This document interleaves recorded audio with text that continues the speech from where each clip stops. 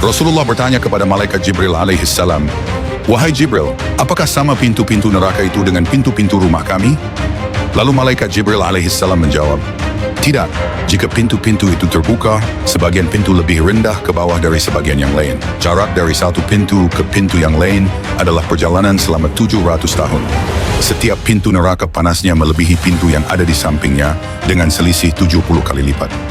Kemudian Rasulullah Shallallahu Alaihi Wasallam bertanya, "Siapakah yang menghuni pintu-pintu itu, wahai Jibril?" Lalu malaikat Jibril alaihissalam menjawab, "Adapun pintu yang pertama, yang paling bawah, dihuni oleh orang-orang munafik, orang-orang kafir, termasuk orang yang memiliki hidangan, serta keluarga Fir'aun. Pintu ini bernama Hawiyah. Pintu yang kedua dihuni oleh orang-orang musyrik.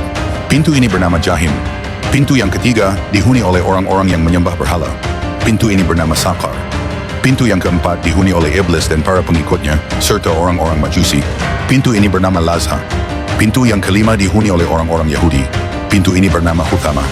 Pintu yang keenam dihuni oleh orang-orang Nasrani. Pintu ini bernama Sa'ir." Kemudian malaikat Jibril alaihissalam terdiam. Lalu malaikat Jibril alaihissalam berkata, "Wahai Muhammad, apakah engkau juga ingin bertanya tentang orang-orang yang menghuni pintu yang ketujuh?" Rasulullah Shallallahu Alaihi Wasallam menjawab, "Ya."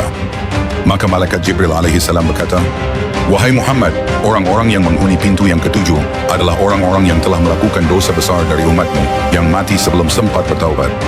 Seketika baginda Rasulullah Shallallahu Alaihi Wasallam jatuh pingsan karena mendengar berita itu.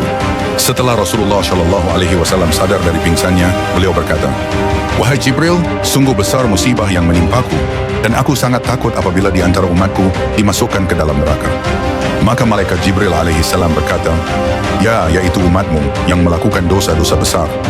Maka menangislah Rasulullah Shallallahu Alaihi Wasallam dan juga malaikat Jibril alaihissalam karena hal itu. Kemudian Rasulullah Shallallahu Alaihi Wasallam bertanya kepada malaikat Jibril alaihissalam, "Wahai Jibril, kenapa engkau ikut menangis? Bukankah engkau Ruhul Amin, ruh yang dipercaya?" Lalu malaikat Jibril alaihissalam menjawab, "Aku takut kalau sekiranya aku diuji sebagaimana ujian yang telah diberikan kepada Harut dan Marut. Itulah yang menyebabkan aku menangis." Maka Allah Subhanahu wa Ta'ala berfirman, "Wahai Jibril, wahai Muhammad, sesungguhnya aku jauhkan kalian berdua dari api neraka, tetapi janganlah kalian merasa aman dari siksaku."